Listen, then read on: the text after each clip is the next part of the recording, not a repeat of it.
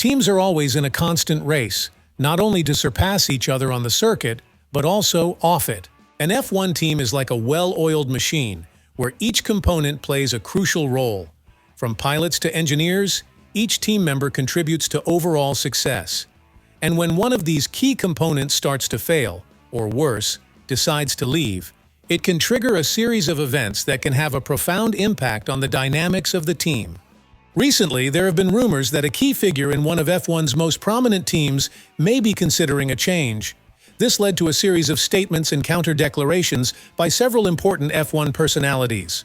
Christian Horner, the head of Red Bull, has been at the center of these discussions. He rebutted statements made by Mercedes' Toto Wolff and McLaren's Zak Brown, stating that he is not concerned about the possibility that some of his employees are negotiating with other teams. He even suggested that Wolff should be more concerned, as Red Bull stole more than 200 people from Mercedes' engine division.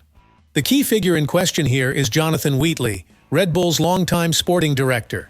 It is rumored that he is being courted by other teams, which has led to speculation that his departure could trigger a domino effect, leading to a dismount of the Red Bull. So, what do you think of all this? Do you think that the possible departure of Wheatley could really lead to a disassembly of the Red Bull? And what do you think of Horner's statements? Let us know in the comments below. And don't forget to subscribe to the channel for more exclusive F1 news and reviews. See you next time, Sprinters!